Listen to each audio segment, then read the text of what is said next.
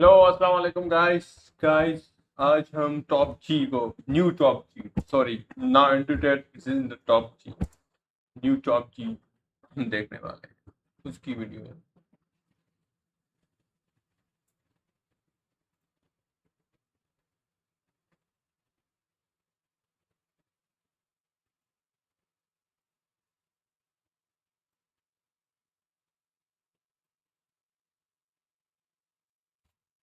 असल में ये वाली लड़की भी इन्वॉल्व है, मुझे अभी पता चला है और मैंने लाइव स्ट्रीम शुरू की है इसके ऊपर और ज़्यादा चीज़ें और भी देखेंगे। कल मैंने एक चीज़ मिस कर दी थी, वो मुझे देख तुम्हें दिखानी है guys.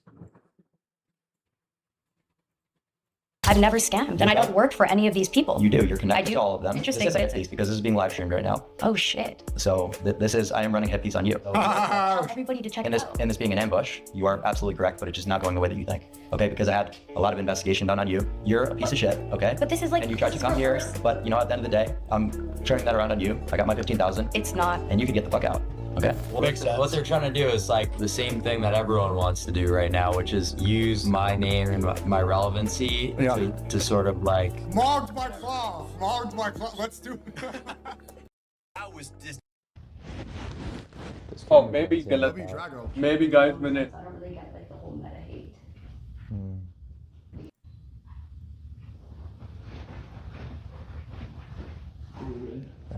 Oh, they really don't know he's streaming. What did they ask him? I'm not watching all 30 minutes of this. How long have you lived in Dubai? Since. Oh, she's from Dubai. The clipping budget from Kick that has even been into the seven figures for certain months. I believe the first month I streamed, or in December, I think it was a seven-figure Clippers. spend. Where am I ranked on the kick? 7th? I have proof out there. I see your connections the same way I think that like you guys might be funded or like I'm like what's going on. I mean it's quite Yes, interesting. I am funded by Kick. It's like, That's you know what I cool. mean? Yeah. She's funded by That's how Teal. it works is there's a clipping budget. So it's like, I don't know like why you're trying to insinuate that I'm like, not. you know, I just think when it's that's literally interesting you. conversation. Well, it is interesting conversation because those are the people you work for. But no, I don't. But I have a partnership yes, with you Pump do. Fun. One second, I have a partnership with Pump Fun. We're not live streaming Another right now. Red No, hold on. Because That your is the crypto's stuff. Pump Fund, right? You know that? That's that the Pump and Dump crypto website. scammer at the end of the day. I'm not though. You are. Anyone who works. I've never scammed, and I don't work for any of these people. You do. You're connected do. to all of them. Okay, and I'm gonna have proof out there by the end of the night. Okay, and But this is a hit piece This- because like it's not, you know. Maybe this will be more interesting, This is but a it's hit piece because this is being live streamed right now. oh shit. So this is I am running hit piece on you. But I'm not funded by those people. So Tell everybody to check in it this out. in this being an ambush, you are absolutely correct, but it's just not going the way that you think. Okay, because I had a lot of investigation done on you, and that's why I wanted to Pull it up. have you come on here on a live stream. This is crazy. I mean, cool, pull it up, but it's not. So I'll we're die gonna- on the sword. So we're gonna go. Well, you know, I'll die on the sword that literally nobody told me tonight. Someone said hit piece mogged. It's- and everyone knows you're a bullshitter and you're a piece of shit. Okay. But this is like And you tried this to is come reverse. here. This is You tried to come here and do this shitty, you know, hit piece SBF, you're journalism modded again. all the time. But you know, at the end of the day, I'm turning that around on you. I got my 15,000, it's not. and you can get the fuck out. Okay. It's not. It's a good hit piece, but like So I'm gonna pull up.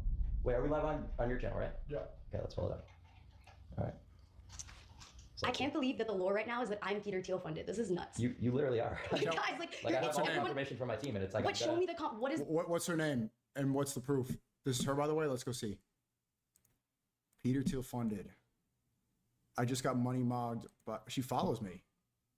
She follows 7,000 people. Does look like a Dubai girl. Where's my the Peter God. Thiel connection? Linktree? What is this? Guys इसने देखो ये कितना इसने ये makeup के साथ और कुछ भी है। इसने लिप्स चेंज कराए हुए हैं, नोज चेंज कराया हुआ है, ये भी चेस्ट भी गाइस चेंज कराई हुई है गाइस। गाइस फील तो ऐसे ही हो रहा है चेस्ट के बारे में। फेस तो फुली चेंज और वैसे आईब्रो तो वो डबल लगी हुई है, वो लड़कियां नहीं लगाती इस टाइम में बड़ी बन। 1,000 people. Does look like a Dubai girl. Where's the Peter Thiel connection? Linktree? What is this too? Any OF in here? But where's the Peter Thiel the proof? correlation? What are they Well, funding me to we're gonna do? go through everything. but I Let's mean, go through it. So I had to Fries turn after my rug burger. around, Yo, so it's like- Drago, where's the? Let me call you real quick. I want to see the Peter Thiel proof. Fries after burger? Look at you ore farming in the back. Let's go through it. This is incredible lore for me. You're just a piece of shit. You know what I mean? So that's why I was like, I'm gonna. But isn't the piece of shit thing So, to do? look, hold Okay, on. show me. So Show me. Show we're me. gonna go through com Show me. and everything, but yeah, I can't believe. Bro, show me. Show me. Yeah, I he should have can't had it believe ready. you thought that you were gonna. Yo, Drago, what up? How you doing, man? What's good? What's good? The fuck? Calm back. You're a little laggy.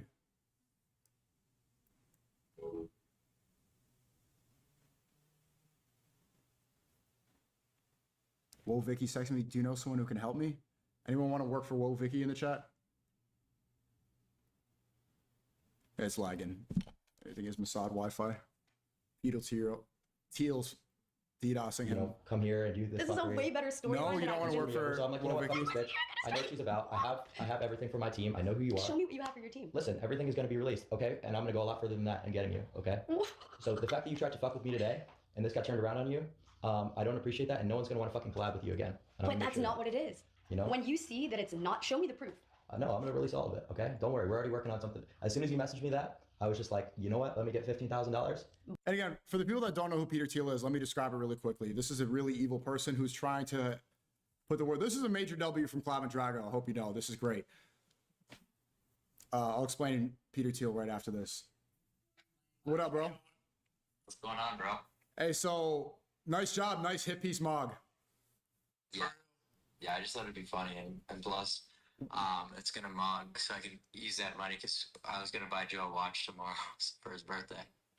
Which one? What do you get in a Rolex? Yeah, head over to Timepiece. Oh, I fucking lagging. Yo, So yeah, basically, like, what? Are you live? yeah, I'm live right now. So basically, what that was. So basically, what that was is that girl is like part of this Remelia bullshit. Remilio, that crypto organization. The whole thing's like a scam, right? So just to begin with, not even like talking about any of the ties, like it's literally a rug pull. It's meant to fucking scam people. Guys, it's a fucking. I have no idea और इसकी वजह से देखना बेवकूफी है इस time पर. मुझे एल भी नहीं पता. मुझे ये पता है टीम क्या चल रहा है असल में. मुझे ये नहीं पता.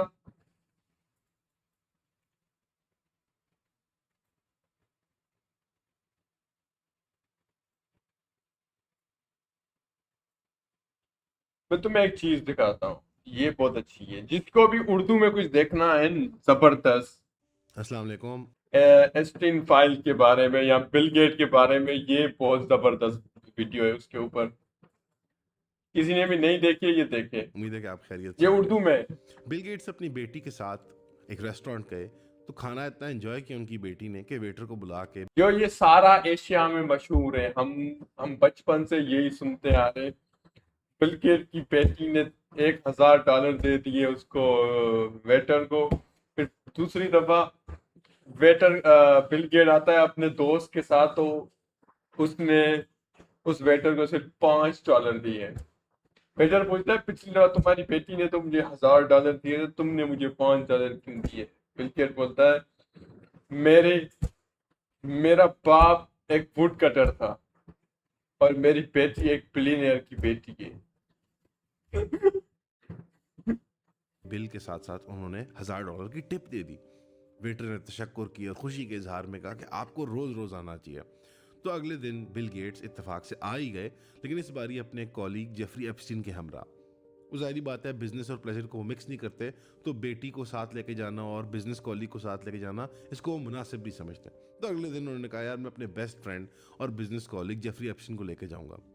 उन्होंने भी खाना एंजॉय किया, लेकिन जब बिल की बारी आई तो वेटर ने देखा सिर्फ $5 मिले उनको. उन्होंने कहा जनाब आपकी बेटी ने तो हमें $1,000 दिए थे, आपने और जेफरी एप्स्टीन साहब ने हमें सिर्फ $5 दिए. तो दोनों ने हंस के मुस्कुरा के सोने में लिखे जाने वाले हरूफ बोले. उन्होंने कहा कि इनकी बेटी जो है वो बिलियनियर की बेटी हैं, लेकिन हम दोनों जो हैं हम वर्किंग क्लास मिडिल क्लास लोगों के बच्चे हैं. इसी तरह बिल गेट्स एक बारी गुजर रहे थे न्यूयॉर्क टाइम स्क्वायर से, तो लोगों ने देखा कि $100 गिरे उनकी जेब से. तो लोगों ने कहा अभी देखना ये झुक के उठाएगा. लेकिन अचंभे की बात कि ना बिल गेट्स झुके, ना उन्होंने डॉलर की तरफ ध्यान दिया, और वो सीधे चलते गए। $100 बहुत बड़ी रकम होती है। तो लोगों ने क्या सराय की, नहीं यार, कि वजह ये होगी कि अगर ये झुकेगा, उसको उठाएगा, तो इतना टाइम ज़ाया हो जाएगा, गुजर जाएगा, कि इसकी कंपनियों ने कई हज़ारों गुना ज़्यादा पैसे कमा लिए होंगे। तो बिल गेट्स ने उनकी बात सुन ली, तो अब मुस्कुरा के कहने लगे, "ओए चलो, ये वजह नहीं है, पीछे मेरे जेफरी एप्स्टीन चल रहा था।" दोस्त के सामने, कॉलीग के सामने जिस साथ मुकाबला हो, बंदा सामने झुक तो नहीं सकता ना। He didn't want to bend over. तो उन्होंने क्या किया कि अपने दोस्त को जरा एक इज्जत और गाइस दूसरी और भी वजह हो सकती है। बेस्ट फाइल वो नहीं करते। अपना टैका एक्स मेंटेन करने के, उन्होंने कहा हम साथ साथ चलेंगे, पैसे मुझे वो फिर भी अजीज हैं। आप लेकिन अगर नौजवान है, आप पूछ रहे होंगे कि यार ये बिल गेट्स है कौन आखिर। मैं आपको बताता हूँ बिल गेट्स कौन है। William Henry Gates the third, ये 1955 में पैदा हुए थे। 70 साल इनकी उम्र हो चुकी हुई आज। और जो प्राइमरी काम था इनका, कि वो टेक बिलियनियर है, जिसकी वजह से बने वो, कि इन्होंने माइक्रोसॉफ्ट कंपनी इजाद की, कायम की। और मेजर जो पर्सनल कंप्यूटर होते हैं ना, पीसी जो होते हैं, फिर बाद में आज वो लैपटॉप की शक्ल में आ गए हैं, उसकी ईजाद और उसकी इनोवेशन और उसके फैलाव में सबसे ज़्यादा मेहनत इनकी है। और इनका मेन मुकाबला अपने दोस्त स्टीव जॉब्स के साथ चला करता था, एप्पल कंप्यूटर वालों के साथ। आप लोगों ने ऐड वगैरह नहीं देखे होंगे, बट ये बहुत मशहूर होते थे 90s और 2000s में। लेकिन ना सिर्फ ये ग्लोबली साइंस की फील्ड के अंदर आप समझें लीडिंग फिगर हैं, कि जो आप समझें इनोवेशन के ज़रिए और नई नई ईजादात के ज़रिए इंसानियत की खिदमत कर रहे हैं। इनका जो असल जो पहचान है इनकी, और जो इनकी असल जो आप कह लें रिस्पेक्ट का बायस बनती है, वो ये है कि ये ग्लोबली सबसे बड़े फिलैंथ्रोपिस्ट माने जाते हैं। इनका और इनकी बेगम Melinda Gates, Bill and Melinda Gates foundation के नाम से एक इदारा है, और उन्होंने पूरी दुनिया के अंदर पोलियो की वैक्सीन, अद्वियात उनकी, विटामिन बी वाले चावल, बच्चों की तालीम की रिसर्च, और तमाम गरीब ममालिक, अफ्रीका के कॉन्टिनेंट में हों, एशिया में हों, जहाँ पर भी हों, उनकी मदद के लिए वो वहाँ पे छोटे सेटअप्स, इंस्टीट्यूशंस, एनजीओस, अस्पताल, स्कूल बनाते हैं, और गवर्नमेंट टू गवर्नमेंट लेवल पे काम करते हैं।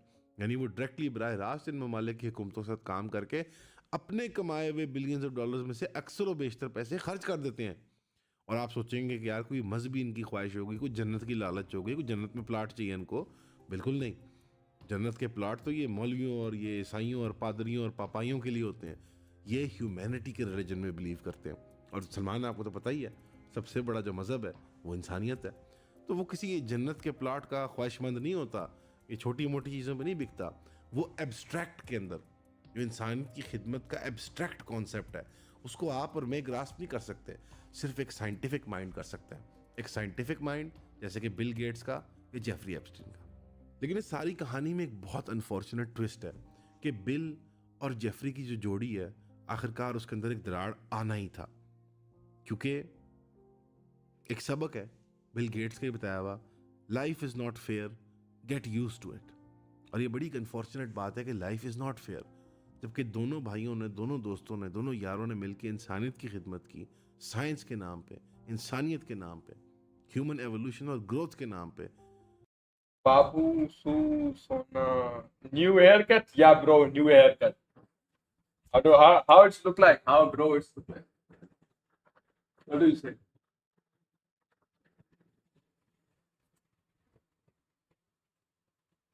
तुम्हें ये वीडियो देखनी चाहिए, ये जबरदस्त वीडियो है। ये तुम ये कल दिखा रहे थे, उससे ये बहुत अच्छी है। I got 190। Oh great, you told me, कल मैं तुम्हें बताया था। Now for the second ending. Unfortunately लोगों की खिदमत करते अभी नहीं करो, घंटे के बाद करो, 2 घंटे के बाद। क्यों? इसके बावजूद कि जेफरी के मशवरे पे आइलैंड भी जाया करते थे, लिटिल सेंट जेम्स उनका आइलैंड है। और जेफरी एप्स्टीन अक्सर क्योंकि डिप्रेशन का शिकार होते थे, उनको जजीरे पे छुट्टी लेनी पड़ती थी और रिलैक्स करना पड़ता था। इसके बावजूद वो अपना डिप्रेशन के साथ जो उनकी लड़ाई थी, जो एक बैटल थी, जो कि एक अनसीन मेंटल डिजीज़ है, एक मेंटल प्रॉब्लम है, एक इमोशनल स्ट्रेस था, उसके साथ वो डील ना कर पाए और फाइनली अनफॉर्चुनेटली उन्होंने सुसाइड कर ली। जॉर्ज ऑरवेल के नॉवल ब्रदर भी, जो कि पहले तो सिर्फ एक बुक क्लब हुआ करता था पिछले 1-1.5 साल के लिए, लेकिन अब हमने उसको एक यूनिवर्सल क्लब बना दिया। इसके अंदर किताबें, popular films, documentaries, articles, publish papers, इन सारों का मजमूआ के साथ ये सारे प्यारे चाहने वाले, खासतौर पे बिल गेट्स, उस पे सोने पे सुहागा क्या हुआ कि एक टैबलॉइड, आप समझे, इस तरह ये घटिया मैगजीन नहीं होते जो अमीर और ताकतवर और अच्छे लोगों की खबरें लीक कर करके उनके किरदार कशी करते हैं, उन्होंने उनकी लीक कर दी कुछ ईमेल्स, और उसके अंदर वो सारी पुरानी मेमोरीज ना वो दे केम फ्लडिंग आउट, और वो फिर वो सारे पुराने उनके वो कम्युनिकेशंस और गुफ्तगू और भाईचारे की बातें और इंसानियत की खिदमत की बातें वो बाहर आ गई। Again, life is not fair, you have to learn to deal with it, get used to it, जिस तरह कहते थे बिल गेट्स साहब। तो उसके अंदर कुछ बड़े प्यारे प्यारे एनेक्डोट्स हैं उन ईमेल्स के अंदर। एक जैसे मिसाल के तौर पे कि जो बिल गेट्स की खिदमत थी पाकिस्तान के अंदर, कि बिल गेट्स ने लाखों करोड़ डॉलर खर्च किए थे कि पाकिस्तान के अंदर वो पोलियो वैक्सीन्स की पूरा एक जाल बिछाए, खासतौर पे खैबर पख्तूनख्वा के अंदर, और वहाँ पे लोगों के लिए वो आम बिल्कुल ईजी टू अंडरस्टैंड तरीके से, ईजी टू एक्सेस तरीके से वो अद्वियात फराहम करें पोलियो की। तो वहाँ पर अनफॉर्चुनेटली ये जालिम, ये मज़हब दोस्त, ये अंधे, ये मुल्ले, ये जो गुम है बिल्कुल अपनी डॉगमास के अंदर और आइडियोलॉजीज़ के अंदर, इन लोगों ने लोगों को इश्तिहाल दिया, और पोलियो के वो जहाँबाज वर्कर जो अपनी जान पे खेल के, जेफरी एप्स्टीन के कहने पे, उसकी फाइनेंसिंग पे, बिल गेट्स के कहने पे, अब उसकी फाइनेंसिंग पे, किसी मज़हब के लिए नहीं, किसी देवी देवता के लिए नहीं, बल्कि इंसानियत की खिदमत के लिए वहाँ पर अपनी जान पर खेल के बच्चों को पोलियो के कतरे पिलाते थे। उनको भी ये जालिम कत्ल कर देते थे पाकिस्तान में, ये वो मुल्क है। तो बिल गेट्स ने इसका इजहार किया जेफरी को कि यार ये लोग मेरे वर्करों को मार रहे हैं, उन मजलूमों को मार रहे हैं, मैं क्या करूँ, क्या तरीका कार है कि मैं इससे डील करूँ। जेफरी ने कहा तुम परेशान मत हो, मुझे पता है बहुत ज़्यादा तनाव है तुम्हारे ऊपर, तुम आइलैंड पर आ जाओ। दोनों बच्चों से बहुत प्यार करते थे, बहुत शदीद मोहब्बत थी उनको बच्चों के साथ, इसलिए उन्होंने बहुत बच्चों के साथ मोहब्बत थी गाइस, बहुत ही थी गाइस, बहुत ही ज्यादा थी।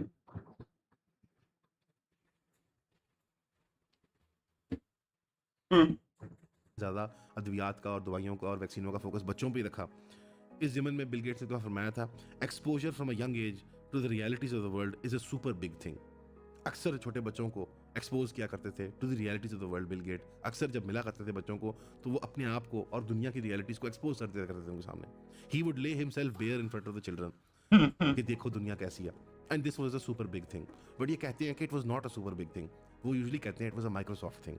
फिर उस टैबलॉइड में जो किरदार कशी करना चाहते थे बिल गेट्स की, उन्होंने और जैसे ना उनके जख्मों में नमक पाशी की, और बिल गेट्स की जो ईमेल्स थी अपनी ज़ाती बीमारियों के एतबार से, अपनी ज़ाती मेडिकल हेल्थ के एतबार से, वो भी लीक कर दी। तो मुल्ले ही बैठे होंगे उन टैबलॉइड्स के पीछे, यकीन है मुझे इस बात का, कोई यहीं से किसी मदरसे से गया होगा, वरना क्योंकि यूरोपियन और अमेरिकन लोगों में इतनी बेगैरती और इतनी कम ज़र्फी मैंने कभी नहीं देखी। गोरा जो कहता है वो ठीक करता है, और करता है जो ठीक करता है वो। फिर बहरहाल कोई मुल्ला यहाँ से गया होगा, किसी लिबरल आर्ट्स कॉलेज में पढ़ लिया होगा उसने, तो वहाँ पर वो काम कर रहा था। उसने ये बात भी लीक कर दी कि बिल गेट्स एक दफ़ा बीमार पड़ गए, क्योंकि जब अपने आप को एक दफ़ा वो एक्सपोज कर रहे थे और दुनिया के मसाइल को एक रशियन लड़की के सामने, तो उस लड़की से उनको एक मर्ज हो गया, एक स्पिरिचुअली ट्रांसमिटेड डिजीज़, यानी वो भी कोई मज़हब की जैसे मारी हुई कोई लड़की थी, और उसने कोई उनको डिजीज़ दे दिया, स्पिरिचुअली ट्रांसफर्ड, STD कहते हैं इनको, स्पिरिचुअली ट्रांसफर्ड डिजीज़। ये सुनिएगा इनके बारे में, आप रात 8 बजे स्टेट क्राफ्ट प्रोग्राम देखिएगा, वहाँ पे STDs की बड़ी बात होती है। ये स्पिरिचुअली ट्रांसफर्ड डिजीज़ जो होते हैं। एक इस्लामाबाद में एक इदारा भी है ब्लैक होल, वहाँ पे भी ये STD से मुतल्लिक बहुत से मसाइल बयान किए जाते हैं, ज़रूर देखिएगा। ये स्पिरिचुअली ट्रांसफर्ड डिजीज़ है, ये रूहानियत के ज़रिए ट्रांसफ़र किया जाता है, जैसे तिलिस्म की तरह, या कोई आप समझें ईवल आई की तरह, या नज़र की तरह ट्रांसफ़र किए जाते हैं। ये कुछ जादुई ताकतें मजहबी तबके के पास, मुल्लाओं के पास। तो बिल गेट्स अपने आप को एक्सपोज कर रहे थे, दुनिया को एक्सपोज कर रहे थे इस नौजवान के सामने, और अनफॉर्चुनेटली उसने जवाब में डॉगमा से, आइडियोलॉजी से और बदतमीजी से जवाब देते हुए उनको एक डिजीज़ दे दिया। उस मर्ज के लिए अब देखें वही दोबारा बात आ गई, कितने विजडमस बातें करते थे बिल गेट्स अपने दोस्त जेफरी एप्स्टीन से, life is not fair, get used to it, कि जो बंदा खिदमत कर रहा है इंसानियत की, उनको अद्वियात दे रहा है, उनकी बीमारियों के इलाज निकाल रहा है, नए नए इलाज निकाल रहा है, कोविड के अंदर लड़ रहा जाके, कोविड की मौजों से, लहरों से टकर रहा जाके, वो खुद बीमार हो जाता है। अब जाहिर बात है, जो बंदा खुद बीमार हो जाए, जो बंदा खुद जख्मी हो जाए, जिसने स्ट्रॉन्ग फेस पुट अप करना है आवाम के सामने कि मैं बिल्कुल मजबूत बब्बर शेर खड़ा हूँ, तो उसने बड़ी खामोशी से अपने मोहसिन को ईमेल लिखी कि यार ये बीमारी मुझे हो गई है, कोई ऐसी एंटीबायोटिक्स का बंदोबस्त हो सकता है कि मुझे वो खुफिया तौर पे दे दी जाए, और मेरी बीवी को ना पता लगे, कि वो परेशान हो जाएगी कि यार उसका जो आदमी 12-12, 14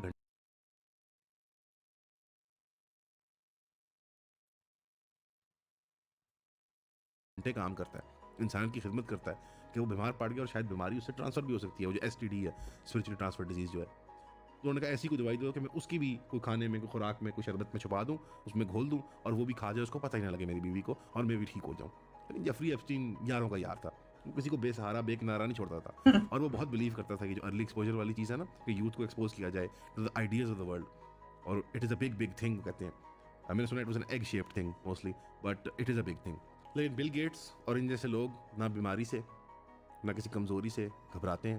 ये लोग मूव ऑन करते हैं, मेहनत करते हैं। पूरी दुनिया में ये इंटेलेक्चुअल फील्ड्स के अंदर हर किस्म के एंडेवर फीचर, हर किस्म की लेबॉरेटरी, हर किस्म की जो है वो रिसर्च को ये फाइनेंस करते हैं। अपने कमाए हुए हार्ड अर्न पैसों से पूरी दुनिया के अंदर खैर का काम करते हैं ये। और हमारे लोग क्या कर रहे हैं? जब बिल गेट्स माइक्रोसॉफ्ट बना रहा था, सारी चीजें ये असल में सिर्फ एक जो नहीं होता घुमा फिरा के उल्टी चीजें बता रहा है। जो मतलब जो चीजें शो होती हैं हमें वो चीजें बता रहा है। जो पीछे से जो काम हो रहा है उसकी पिक्चर शेयर करता है, क्या क्या स्ट्रीम फाइल में हमें दिखाया गया है, तो वो बीच में वो भी आते रहते हैं। तो पाकिस्तान बैरियर टाउन का आईफल टावर बना रहा था।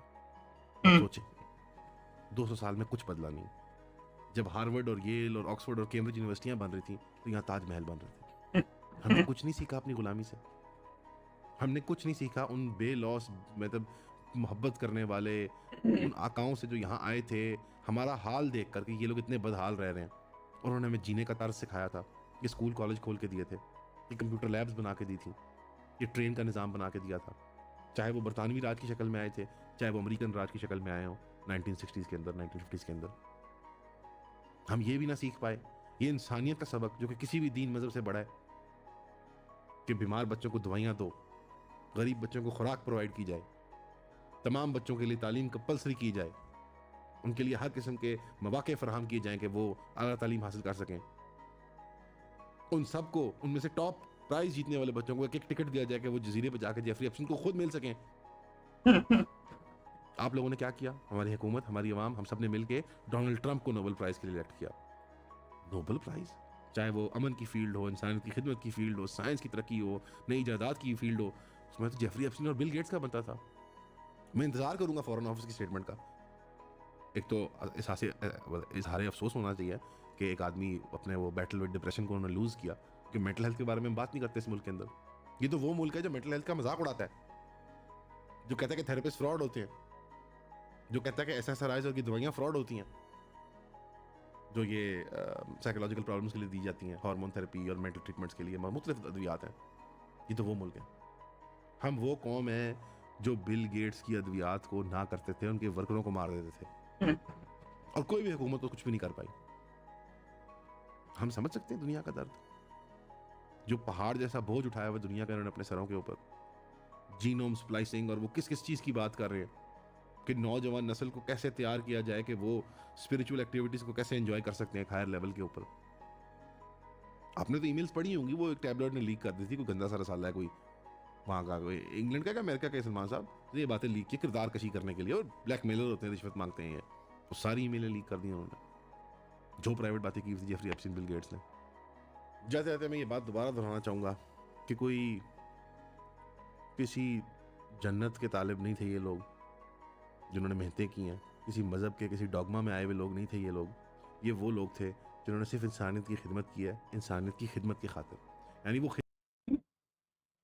खिदमत इन ऑफ इटसेल्फ उनके लिए काफ़ी थी। इट वाज अ गाइस वो आइलैंड पे जाके खिदमत करने गए थे और हमें यहाँ चुतिया बना रहे थे। Good unto itself. ये बात सेल्फ एविडेंट थी कि ये करना ही अच्छा है, और इन लोगों ने कोई फिक्र नहीं की किसी बैकलैश की, किसी लीक की, किसी ईमेल की, किसी फोटो लीक की, किसी एसटीडी, किसी स्पिरिचुअली ट्रांसफर्ड डिजीज की, किसी चीज़ की फिक्र नहीं की इन लोगों ने।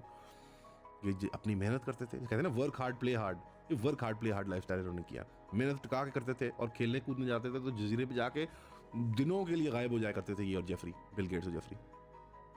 और कभी कभी इतने अच्छे हैं कि मुख्तलिफ दुनिया के स्कूलों कॉलेजों से छोटे बच्चों को जो प्राइज फर्स्ट लेते थे उनको भी ले जाते थे जजीरे के ऊपर कि पर ये ज्यादा हो गया गाइस, ये ज्यादा हो गया, इससे ज्यादा सच बोल दिया है।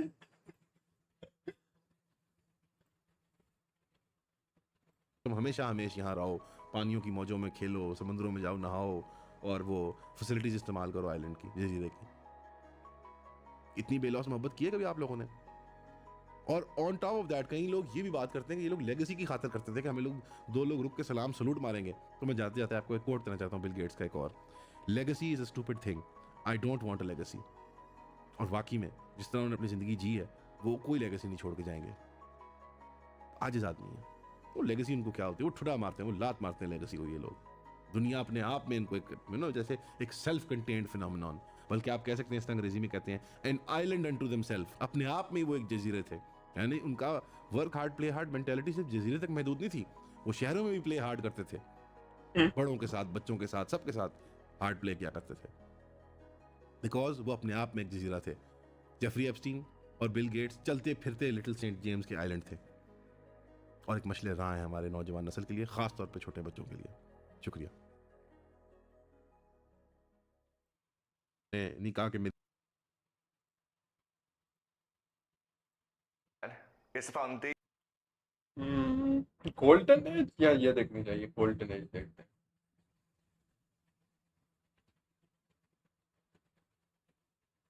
Campaign Iran,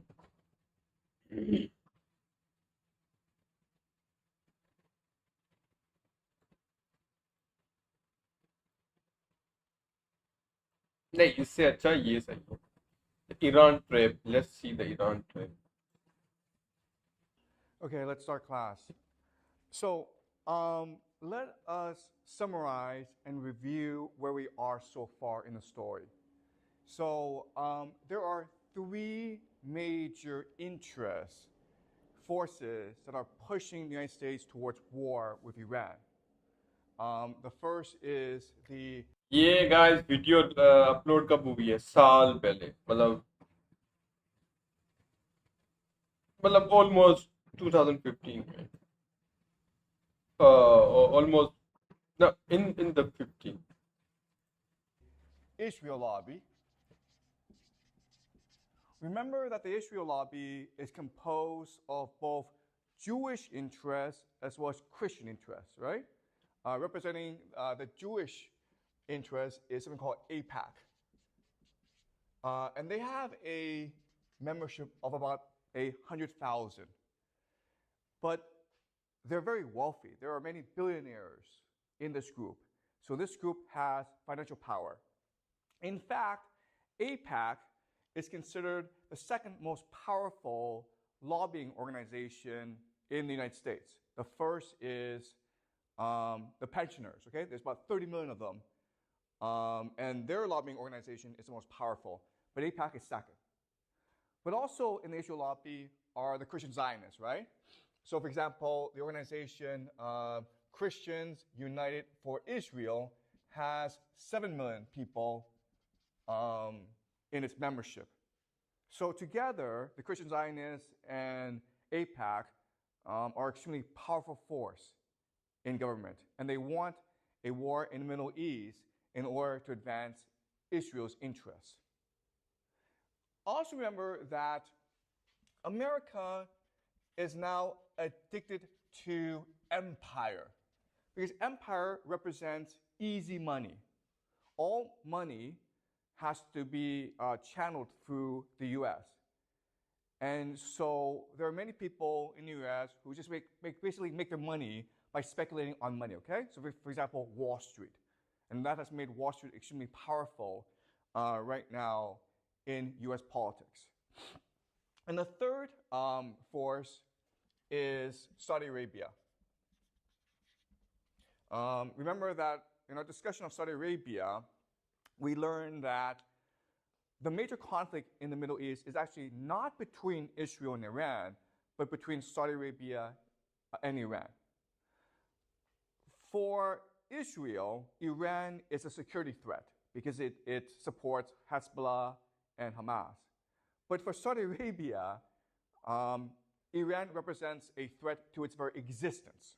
Okay? So Saudi Arabia must resolve the Iran problem soon. Right? Now, how these three forces manifest themselves is through Trump. Okay? So basically, Trump is their champion. And privately, there's a man named Jared Kushner who is Trump's son-in-law. He's married to Trump's third daughter, Ivanka Trump, okay? And Jared Kushner happens to be very good. Trump की बेटी का जो husband है वो जू है, तो उसकी जो वाइफ है, मतलब जो उसकी बेटी है, वो भी क्यू ही बन जाएगी.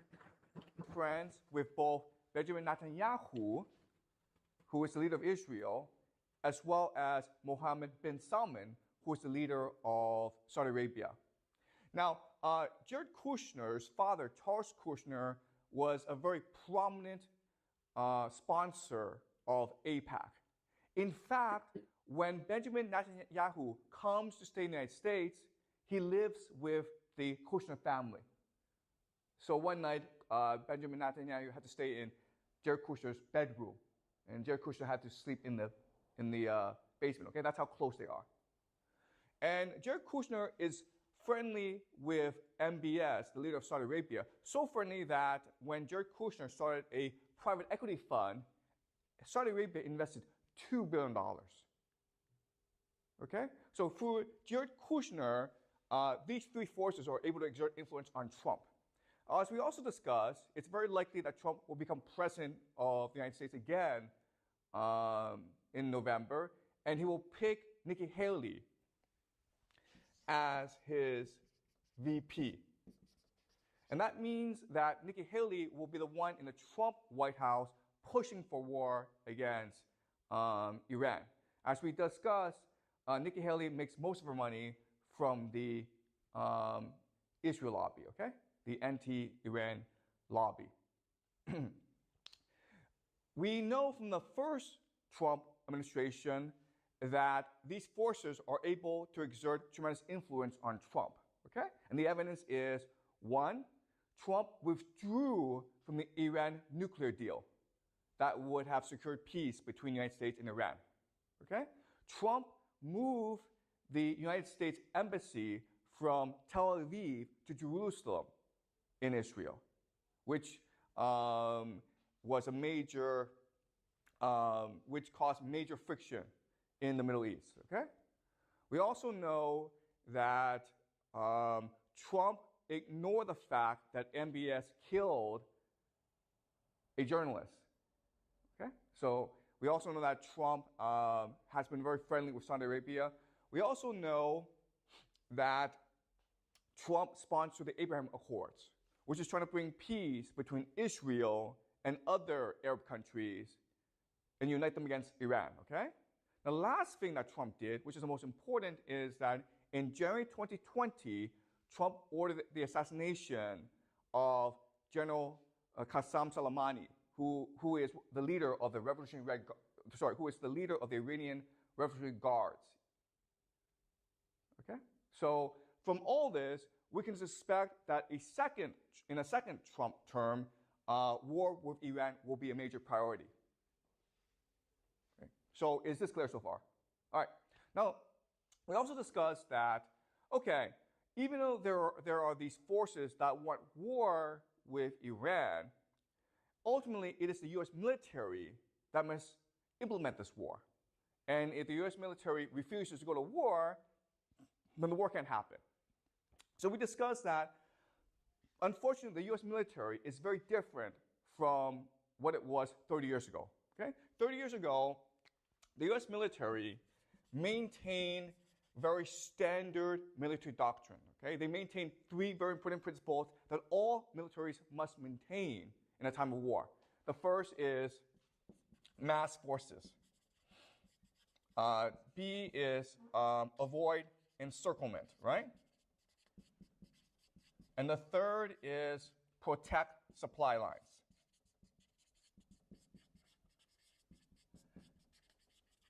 Now, the important idea is that when you fight a war like this, okay, which is traditional warfare, you must have the consent of the public, okay? Because it is the public that sends soldiers, that provides money, that gives you political support. But in 2003, the U.S. military changed its military doctrine to one of shock and awe. Okay? And what shock and awe means is that you don't have to follow these three principles anymore. You can use air supremacy. You also have technological omniscience. And you also have special forces. And this allows you to fight wars cheaply, quickly and decisively so that you no longer need public political support for fighting wars. And as we also discussed, this created the idea of hubris in the American military. So the American military, because of the 2003 war in Iraq, are confident they can win any war, any place, against any enemy.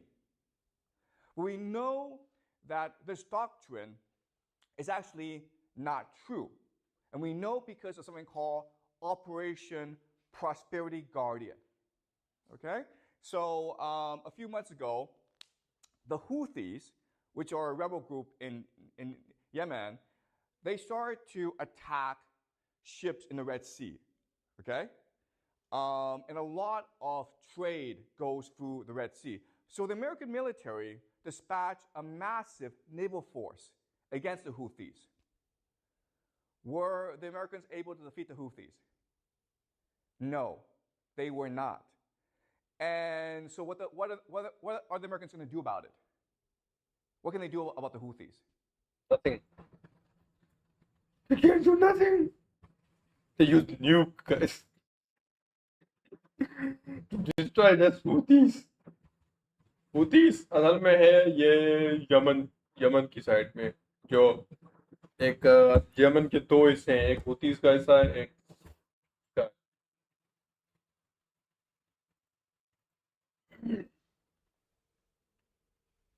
What's the solution to this problem? You have these pirates, the Houthis, going around and attacking these ships, which is affecting international commerce. And that's why inflation is such a huge problem right now in the world.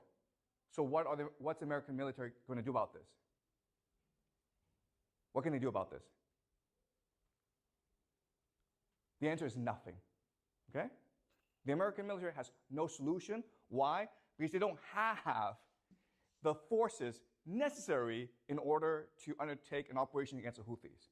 They have special forces, they have air supremacy, and they have technological omniscience, satellites, but they don't have infantry. They don't have lots and lots of ships. Therefore, they cannot stop the Houthis. Okay?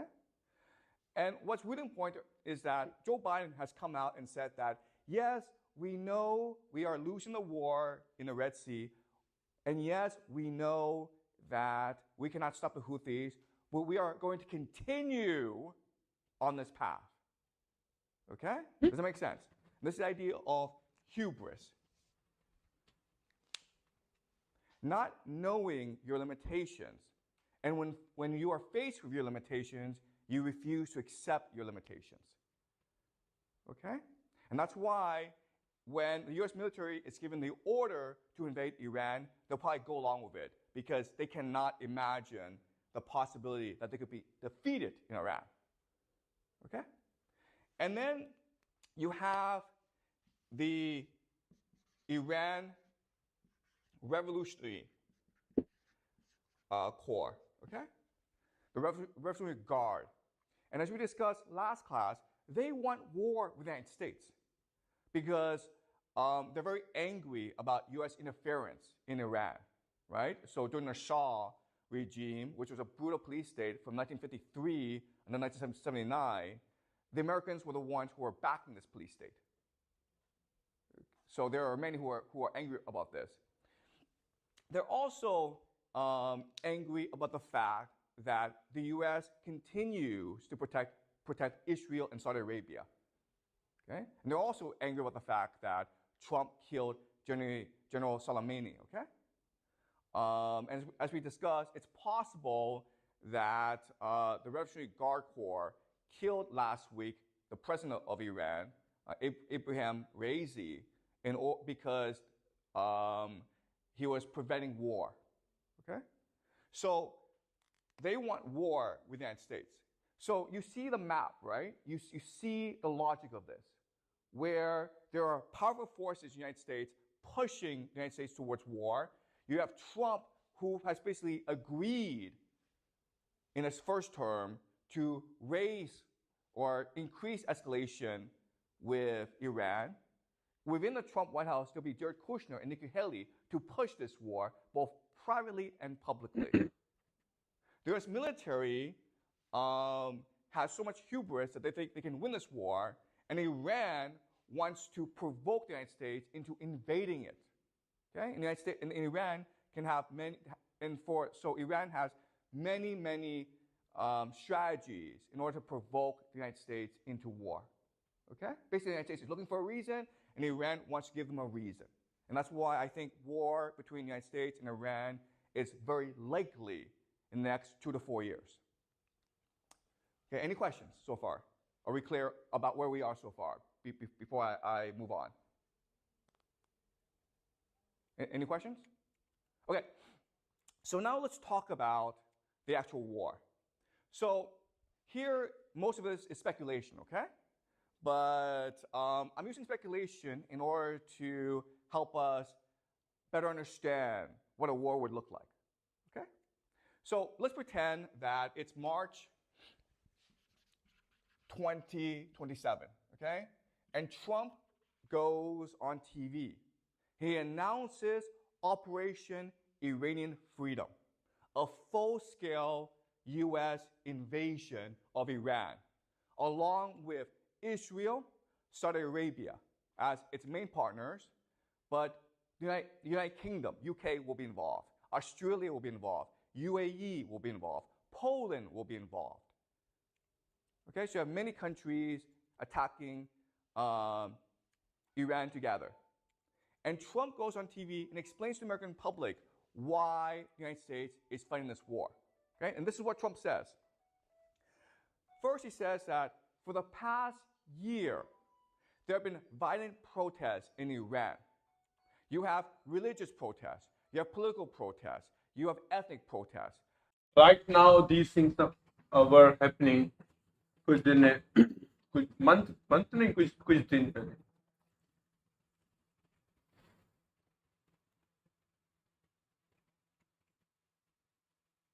The Iranian people are और ये एक साल पहले बता रहा है मतलब क्या क्या चीजें हो रही हैं. sick of the Ayatollah. They are sick of the dictatorship. They want democracy. They want freedom. In response, the Revolutionary Guard are killing thousands of protesters. Iran is on the brink of civil war. Therefore, the United States has an obligation to protect the people of Iran. Okay? The people of Iran are praying for freedom and democracy, and the United States, the world's greatest democracy, must give them democracy. Okay? So the first reason is freedom and democracy. Second, U.S. intelligence, along with Israeli intelligence, have discovered that for the past 2 years, Iran has been working very, very hard on developing a nuclear bomb. In fact, Iran is only 1 month away from having 3 nuclear bombs, so that New York City, San Francisco, and Los Angeles could all be destroyed. Okay?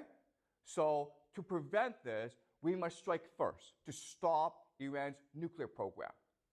ये बता रहा है मतलब झूठ बोल के मतलब अब इनके पास 3 न्यूक्लियर बम आ गए तो ये हमारा स्टेट इनके ऊपर ये मार सकता है तो हमारा खतरा हो गया तो हमें ईरान के ऊपर हमला करना पड़ेगा हमें डिफेंस करने के लिए फिर वो वॉर में जाएंगे मतलब ये एक दे सकते हैं बात ये झूठ बोल के जा सकते हैं. Okay? Third,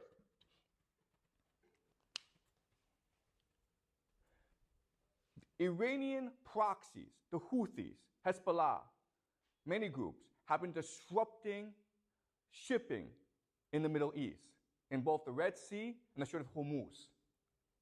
40% of the world's oil passes through that region, mainly to East Asia, China, Japan, South Korea. Our global prosperity is at stake. We must go to war to protect these shipping lanes and ensure that the oil goes to China, Japan, and South Korea so that they can continue their economic prosperity.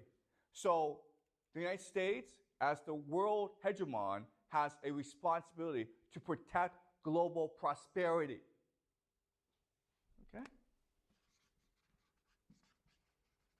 जो इनके पुराने झूठ ये दुनिया को बचाने के लिए हम करने जा रहे हैं या इस मुल्क को बचाने के लिए करने जा रहे हैं। जैसे इन्होंने इराक के ऊपर हमला किया था, जैसे अफगानिस्तान के ऊपर हम हमला किया था, लिबिया के ऊपर हमला किया था, और मतलब लोगों को खतरा है, हम बचाने जा रहे हैं इनकी गवर्नमेंट से, ये झूठ बोल के गए थे।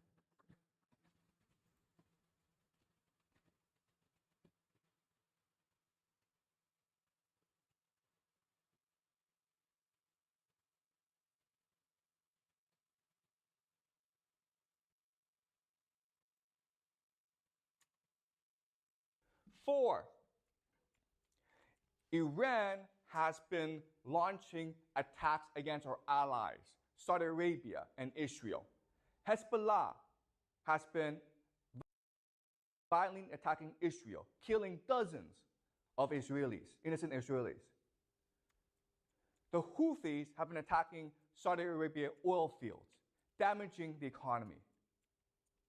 We have an obligation to protect our allies, our friends in the Middle East, okay? And the last reason is we know for a fact that the Iranian Revolutionary Guard Corps is a sponsor of terrorism. Last week in a mall,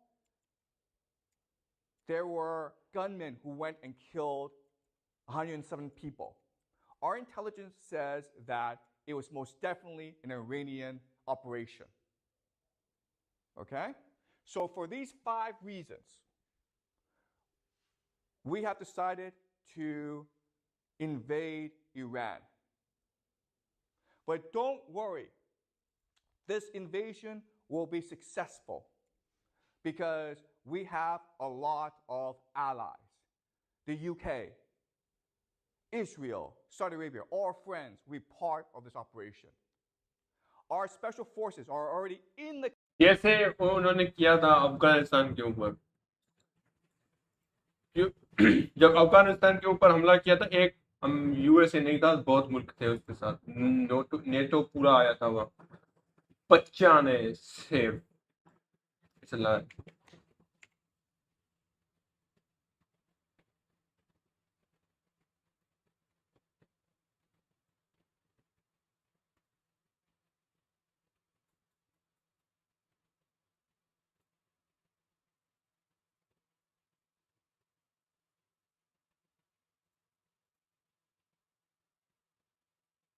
country looking for their air bases and their missiles. We can knock them out at the beginning of the war. Also, we have been in contact with Iranian opposition groups. They want to overthrow the regime. And when we help them, they will install democracy in the country. Our American military is the greatest in the world. In 1991, our military defeated Saddam Hussein in 100 hours. In 2003, our military defeated Saddam Hussein in less than 3 weeks. To prove that we are the greatest in the world, we will defeat Iran in only 2 weeks. So do not worry. We will be strong in protecting democracy, freedom, and global prosperity. Okay? So that's what Donald Trump will say to the people of the United States. Okay? And of course, you're going to have large-scale protests throughout the country opposing this war. But most people in the country will support this war. Okay?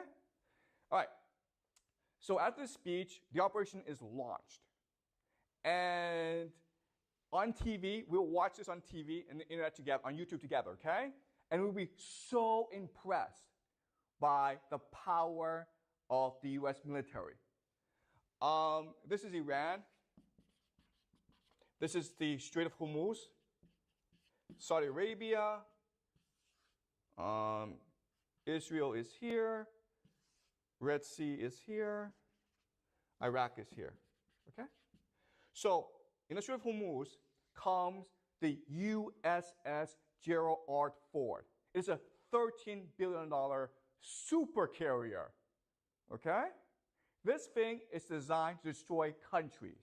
It is now prowling a $1 billion super carrier.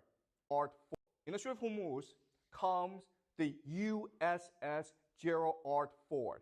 It's a $13 billion super carrier. Okay? This thing is designed to destroy countries. It is now prowling the Strait of Hormuz to ensure that shipping is safe.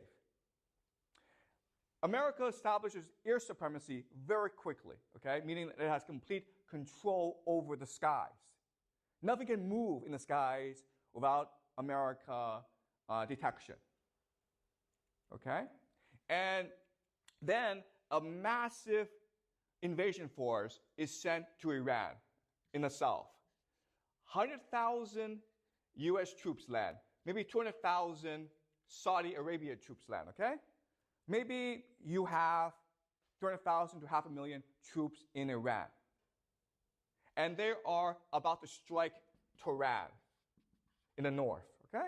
So in the south, the United States and its allies have established a foothold. They have a huge presence in the country, and they're about to attack Tehran, okay? All right. Do you understand what has happened? Okay. Now I want to ask you this question. At this point, I think the war has been decided. Who has won the war? All right. Do you understand what has happened? Okay. Now I want to ask you this question. At this point, I think the war has been decided. Who has won the war? America has established air supremacy. It controls. या कौन जीत गया?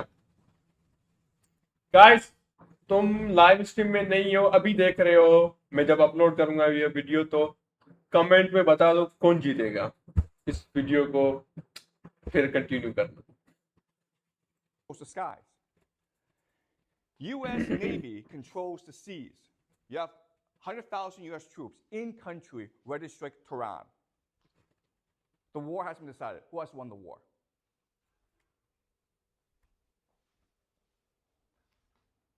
Okay, obviously this is a trick question. Obviously Iran has won the war. Why? Why? What's the problem with this plan? Okay? This is typical American doctrine, shock and awe. This is how they fight wars. But there's a problem with this plan. What is it?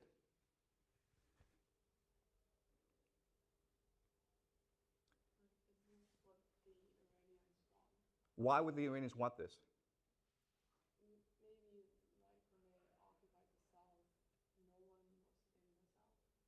Okay, let's go back to traditional military doctrine, okay? In traditional military doctrine, you have three principles, right?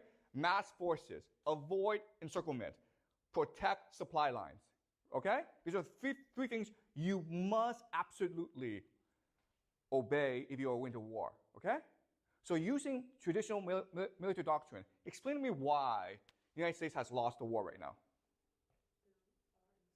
Exactly. First of all, they're in circle, okay? Do you know why? Because Iran are all mountains. It's a fortress, okay? Meaning that to get these troops into the country, you have to airdrop them, right? But guys, once you're in the country, you can't get them out of the country. You understand? Okay, so that's the first problem. They've been encircled, right? What's the second problem?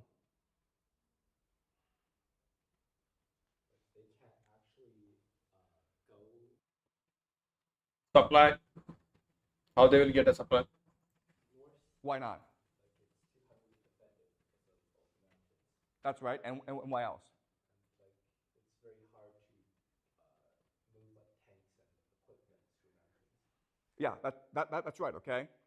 So they failed to mass forces, okay? Iran is a population of 90 million people. You will need at least 3 to 4 million soldiers to even think about conquering the country. They've got 100,000 in this country, okay? And as Jack says, you can't move tanks through mountains. They're not designed for mountain warfare. What are you going to do? Okay? So they can't mass forces, and they've been encircled, and what else is a problem? And this is the biggest problem. Exactly. They cannot be resupplied, okay? They have no supply lines. For them to be resupplied, airplanes have to drop ammunition, food, into the country. But again, Iran is all mountains. So it's very easy for Iranians to shoot down the airplanes. Does that make sense? When you pass through mountains, you can't see what's on the ground. A random guy with a rocket launcher can just shoot down the helicopter, okay? Which is what the Afghans did against the Soviets in the Afghanistan war. And that's why the Soviets lost the war. A drone can take down any airplanes, okay? So, in other words, these guys are trapped. You think they're soldiers, but they're not. What they really are hostages. Okay?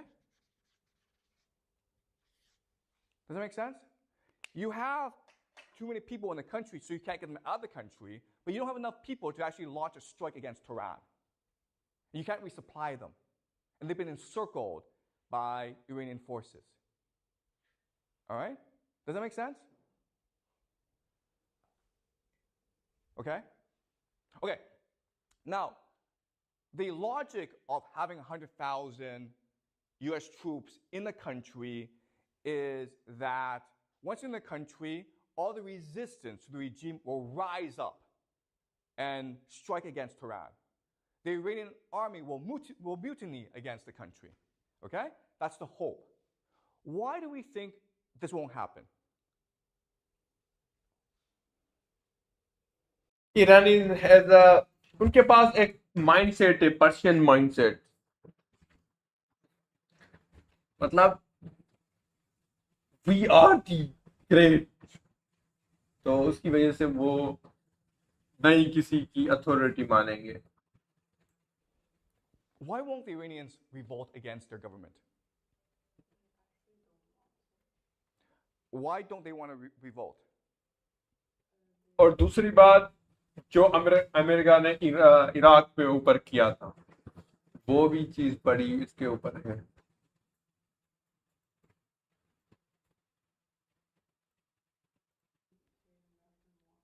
That's right. Okay, so Iranians hate Americans. Okay, remember that Iranians remember the Shah. From 1953 until 1979, the Shah, the American-supported Shah, was running a brutal police state. So brutal that everyone in Iran revolted against the regime. Okay, that's number one. Why else would the Iranians not support the Americans? Why? That's the first reason. Iran has a bad history with America. Why else?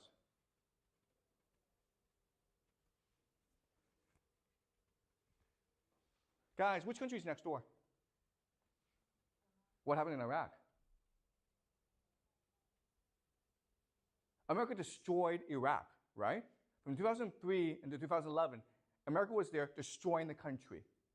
America said that it would bring freedom, democracy. It would bring prosperity. It would bring wealth. But instead, it just destroyed the country. American soldiers were running into houses every night, pointing guns at children, destroying homes, and arresting men for no reason, okay? Iranians saw all this on TV. They heard about all this from neighbors, okay? So they know that if America comes, it's to destroy the country, not to bring freedom, democracy, not to bring prosperity, it's to destroy the country. That's why. दूसरी बात, इस time period में सबको पता है, waste और America, waste में America, मतलब जो भी वाइट कंट्री है वो बोलती है डेमोक्रेसी मतलब झूठ, इसका मतलब है ऑयल के पीछे जाना। Democracy is lie. It's lie. They're gonna fight. Okay. And another reason is that Iranians think that they belong to a great civilization, so they value their freedom and independence. Okay, does that make sense? They're not going to submit to a foreign conqueror. So, why else would the Iranians resist? Okay. Also religion, right? The Iranians are religious. They believe that America is Satan, and they have a duty, a religious obligation to fight Satan. Okay? So for many reasons, there's just no way that Iranian people are going to stand with America. और guys थोड़ी देर में वापस आ रहे हैं।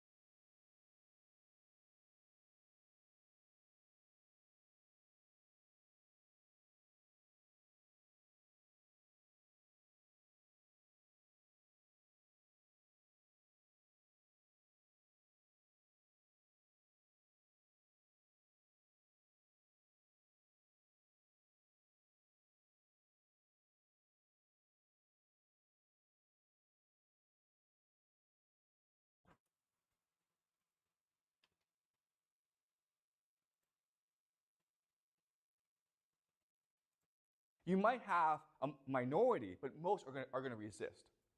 Okay? Okay, so does that make sense? Okay, any questions so far?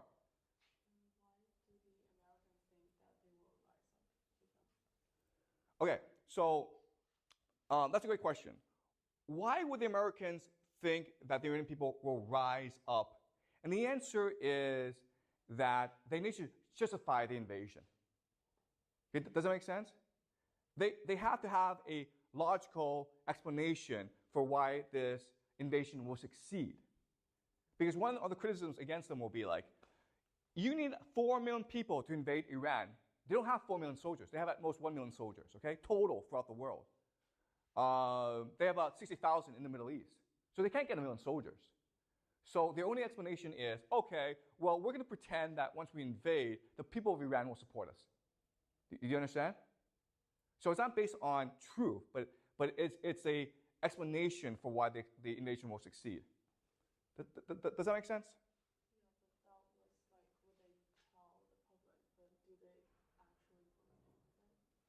Oh, that's a great question. Okay, so that's their propaganda. But do they actually believe this? And the answer is hubris, okay?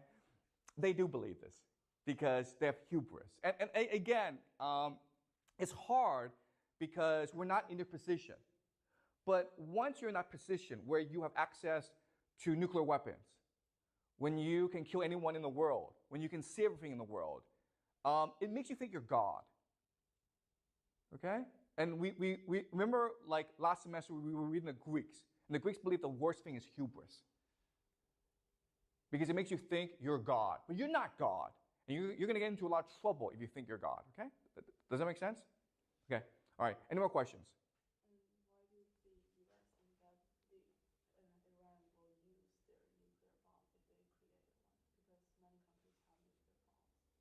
Okay. So,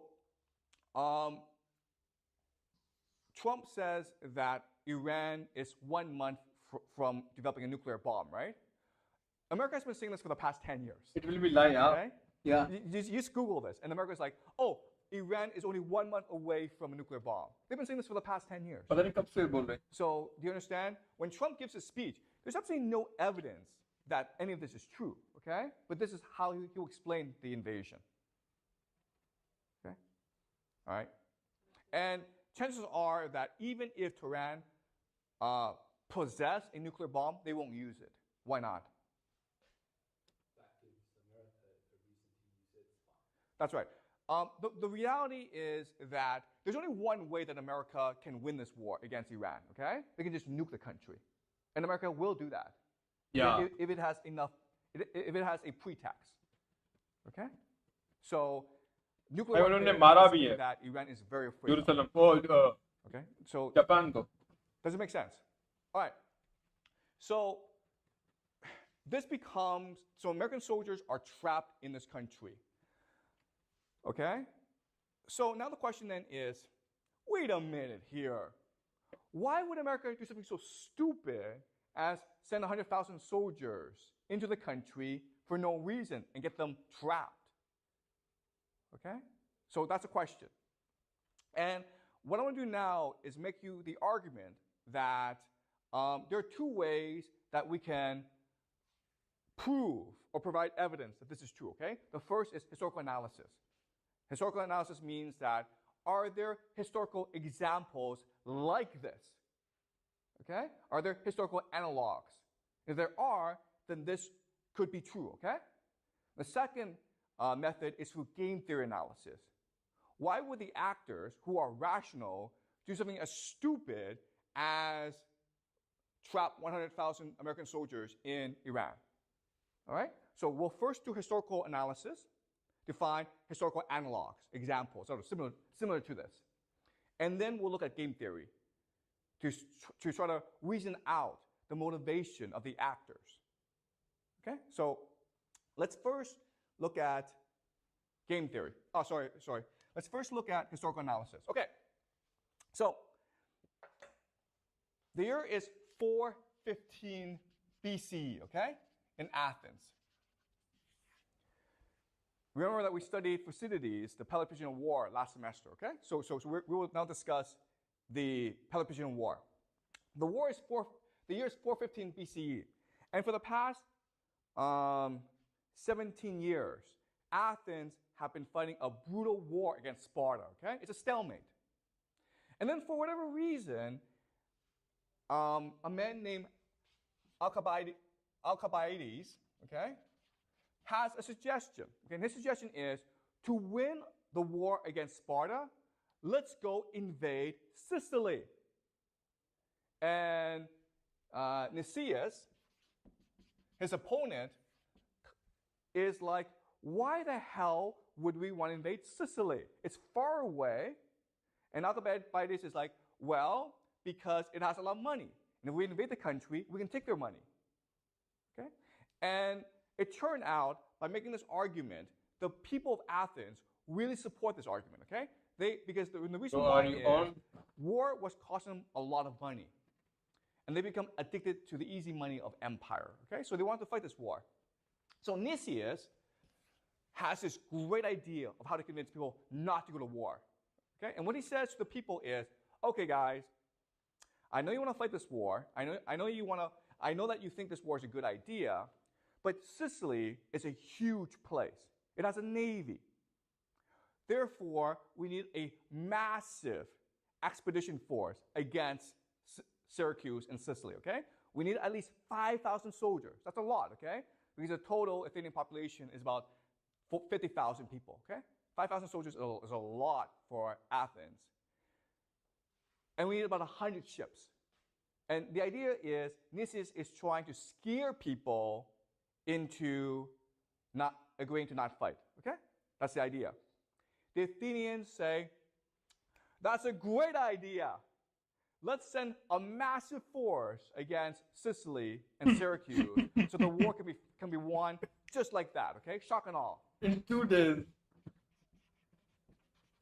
So the problem, though, is that never before in its history has Athens sent a large expedition force against another power. Okay, does that make sense? When the Persians invaded, they were invading Athens. Athens didn't go invade Persia. So when you have sent a massive expedition force against another country, what is your number one problem? What is the thing that you must resolve? But the Athenians didn't really think about it because they had absolutely no experience in fighting a foreign war.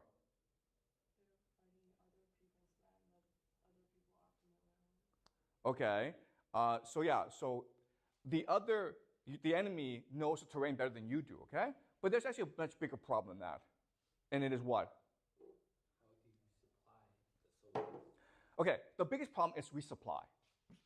And this is something that the Athenians didn't think about because they never thought, they never fought a war like this before, okay? So they sent this huge expedition against Sicily.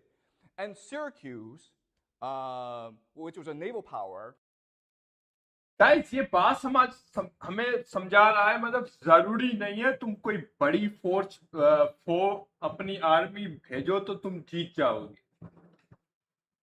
अब ये चीज हमें समझा रहा है। तो USA ये गलती करेगा तो उसकी वजह से हार सकता है, और वो हिस्ट्री में ऐसे हुआ भी है।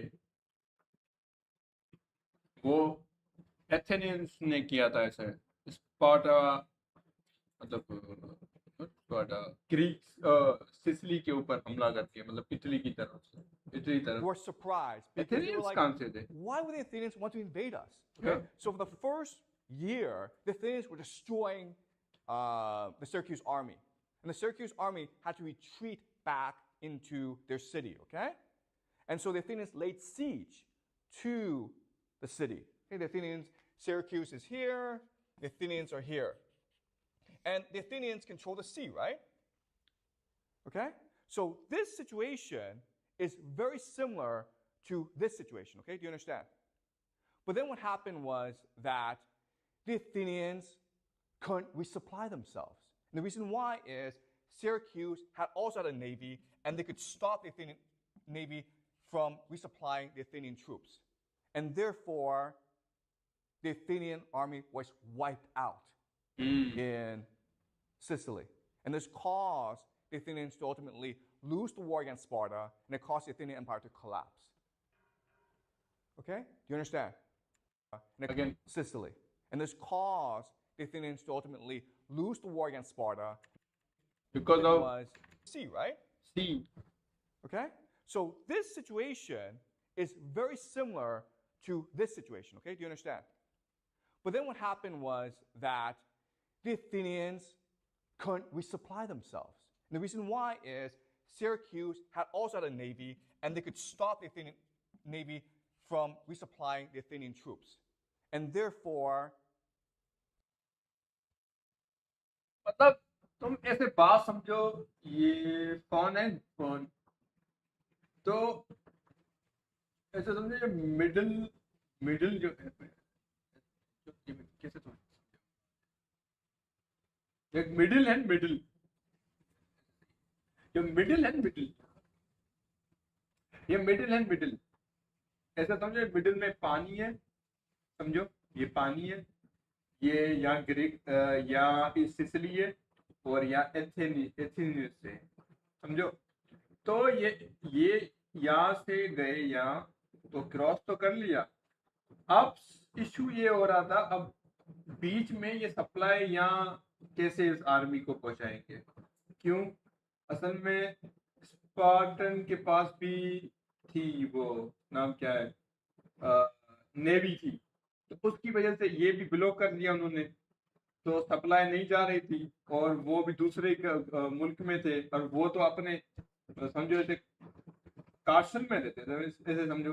तो उसकी वजह से ये टाइम ये हार गई, बड़ी आर्मी भी हार गई, क्योंकि इसके पास सप्लाई नहीं था। और यूएसए के बाद साथ भी यही होगा। ईरान ऐसे सर्कल में समझो, ऐसे माउंटेन है, तो बीच में ईरान है, तो जब भी ये आर्मी अपनी भेजेंगे तो पानी के थ्रू नहीं आएंगे, वो आएंगे ऊपर से आएंगे। उसका इशू ये होगा, जब वो ऊपर से आएंगे तो आ तो गए, अब ईरानी क्या करेंगे, जो भी सप्लाई देने आएगा उसको ऊपर से बम मार के गिरा देंगे, जैसे अफगानिस्तान में करते थे तालिबान। उसकी वजह से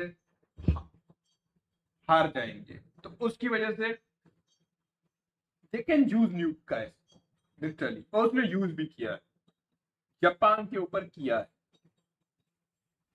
history it will repeat itself. इसकी वजह से destruction unavoidable. The Athenian army was wiped out in Sicily. And this caused the Athenians to ultimately lose the war against Sparta, and it caused the Athenian Empire to collapse. Okay? Do you understand? And again, historians have been trying to figure out for a long time why the Athenians would do such a stupid thing as to send a huge army against Syracuse. Because the risk of failure was catastrophic. Okay? And the only answer is, well, the Athenians had hubris, okay? They never really lost the war, and they had become addicted to empire, which is the same situation America finds itself in today. Okay? Does that make sense, guys? All right? So this has happened before in history, when the Athenians invaded Sicily and lost to Syracuse. Their entire army was wiped out in Syracuse, okay? Because they couldn't resupply their army. Does that make sense? Right. The second example we can look at is the Vietnam War. So in the beginning of 1960, okay, in the beginning of the decade, most Americans have never heard of a country called Vietnam. Okay? Most Americans didn't know what it was, didn't know where it was, okay? By the end of the decade, in 1969, 500,000 American soldiers were in the country, destroying everything, okay? But also getting destroyed themselves. 58,000 US soldiers died in Vietnam. So the question then is, how did this happen? Why would this happen? 1960, Vietnam was a distant country no one's ever heard of. By the end of the decade, 500,000 US soldiers were in country fighting this war against an enemy they really didn't know. Okay? In 1971, हमें एक बात समझा रहा है यहाँ, मतलब लड़ने के लिए भी तुम्हारे पास डिजायर होनी चाहिए. Without desire you can't do anything. मतलब तुम्हारी आर्मी नहीं लड़ सकती. तुम्हारे तुम्हारे आर्मी में वो डिजायर नहीं है लड़ने की, तो तुम्हारी आर्मी नहीं जीत सकती. वो पैशन नहीं है उसमें, इवेंचुअली वो हार जाएगी. The will of fighting is important.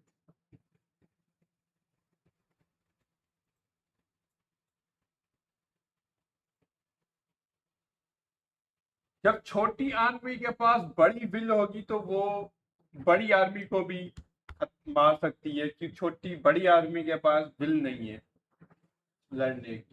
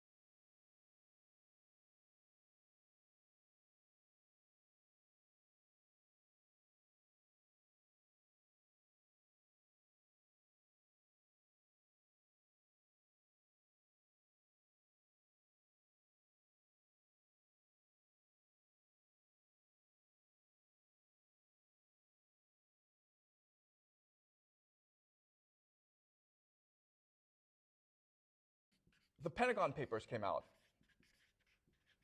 And the Pentagon Papers was a history of America's involvement in the Vietnam War dating back to the 1950s, okay?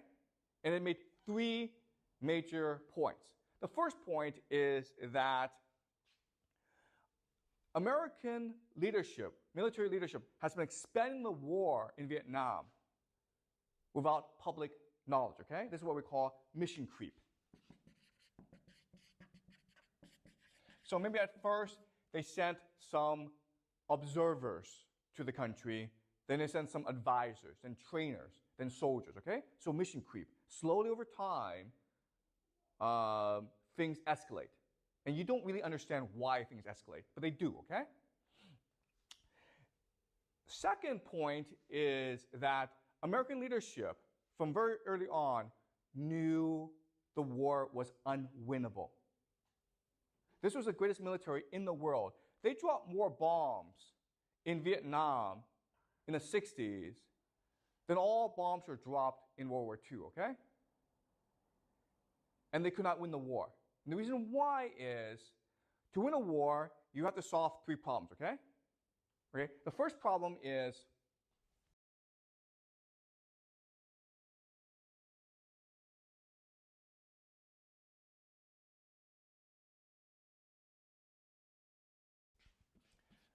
clear strategy, okay? What are you trying to accomplish in this country? What are your clear military objectives, okay? Second is you must adapt to the battlefield, okay? Because all your best plans will change over the course of the battle, okay? So the adversary that is most willing to adapt to the battlefield will win, okay? The third thing is the will to fight. So if you want to look at a war and who's most likely to win the war, you ask these three questions. One, does this guy have clear military objectives that everyone understands? Because that will determine strategy, okay? Second is this guy adapting to the battlefield? And the third is this guy, does this guy still have the will to fight? If the answer is yes, all three questions, then the person will most likely win the war. Okay, and if you look at the Vietnam War, even though America was killing a lot of people, it killed 3 million Vietnamese during the course of the war. It was not destroying the enemy's will to fight. In fact, it was making them angrier.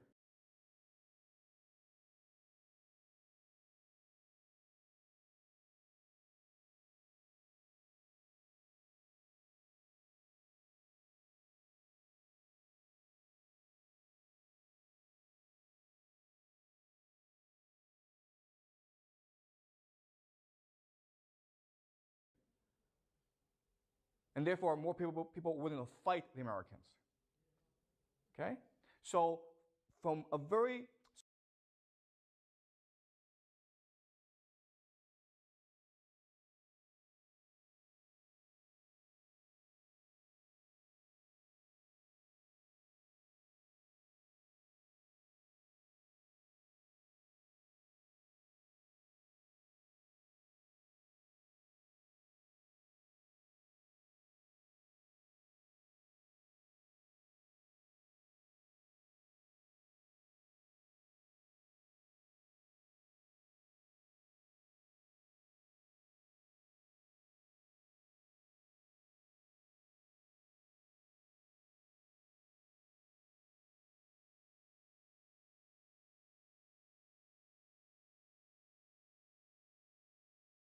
So very early on, the American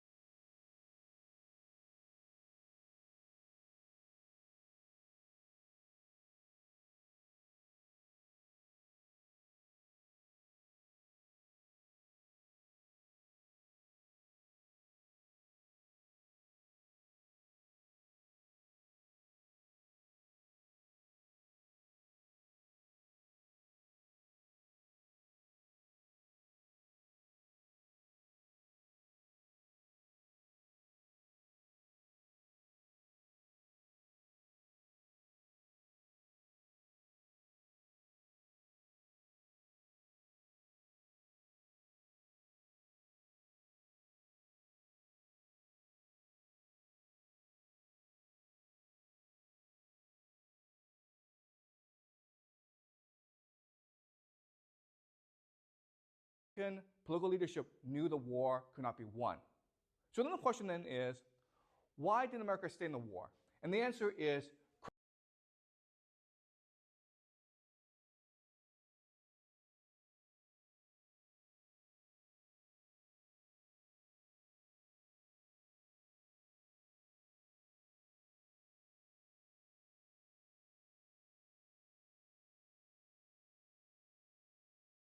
credibility. Okay? Credibility just means they didn't want to lose face. They didn't want to be laughed at by the Chinese and by the Soviets and by the Europeans, okay? But there's actually another way to understand credibility, and it's what we call the sunk cost fallacy. Okay? Have you guys heard of the sunk cost fallacy? Okay, and the idea is never ever go into a casino. The reason why is that when you go into a casino and you start losing money, at some point you cannot leave the casino. Why not? You feel like you lost so much, so now you have to make it back. Exactly. You want to reclaim the money you've lost, okay? You've invested so much that you cannot leave. You have to get that money back. And that's a problem with war. Eventually, you've invested so much, you cannot leave the war. And that's what happened in Vietnam. America invested so much, it didn't want to leave the war because it did not want to admit that all this has been lost. Okay, it's what we call the sunk cost fallacy. And that's why, even though America could not win the war, it still wanted to fight the war. Okay, does that make sense? Okay, so the Vietnam War is another example, okay, that is similar to this, where America invests enough soldiers that it refuses to lead the war and admit defeat, okay? Does that make sense, guys? All right. Now let's look at one more example, and this is the most recent example, and it's the Russian-Ukraine war. Now, as you know, in February 2022, Putin ordered a special military operation against Ukraine. Okay? And this is Ukraine. And Russia attacked from three axes. Okay? The north to take Kiev, the capital. You have the east to take Donetsk. And then you have the south from Crimea to take the south. Okay? And as we know, the north failed. Okay? The north attack failed, and the Russians had to turn back. But the east and the south were successful. Okay? Now, let's think about this. You have an extremely powerful military attacking your country, the Ukraine. If you were the Ukrainian president, if you were the Ukrainian military, there's really only one way you can fight this war and win. And what is it?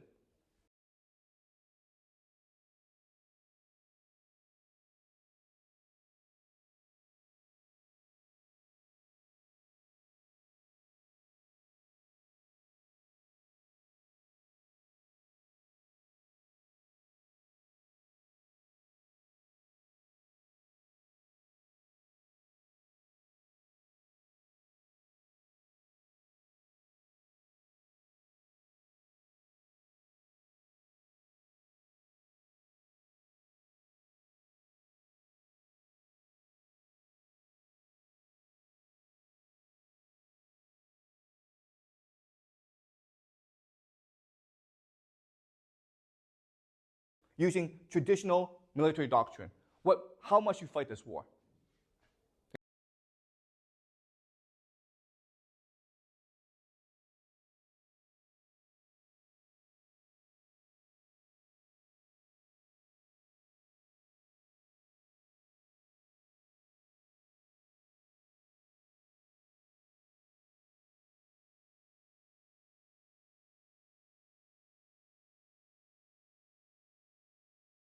You guys know? Let's go back to mass forces, avoid encirclement, protect supply lines. How must you fight this war? There's only one way you can fight this war. Excuse me? How do you disrupt supply lines? There's only one way you can fight this war and win. And what is it? The enemy is attacking you, right? Oh shit, my mic. तुम सिर्फ इसको मुझे अब याद है mic मेरा बंद. Oh my God. सिर्फ तुम एक की तरीके से जीत सकते हो. उसकी बात सही है, सप्लाई लाइन खत्म करनी है. वो कैसे करनी है? जब उनको आगे आने देंगे तो असल में उनको पीछे जगह नहीं बनानी देनी है. पीछे मतलब वो अपना एक बेस नहीं बनाते. यहाँ बेस, यहाँ बेस, यहाँ बेस. वो बेस बना लेते हैं तो वो तुम उसकी सप्लाई लाइन नहीं खत्म कर सकते. मतलब उनको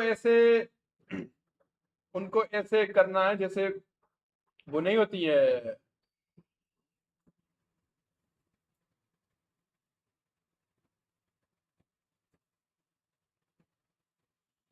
शिकार जब करने जाते हैं तो क्या करते हैं? हमेशा दो साइड होती है.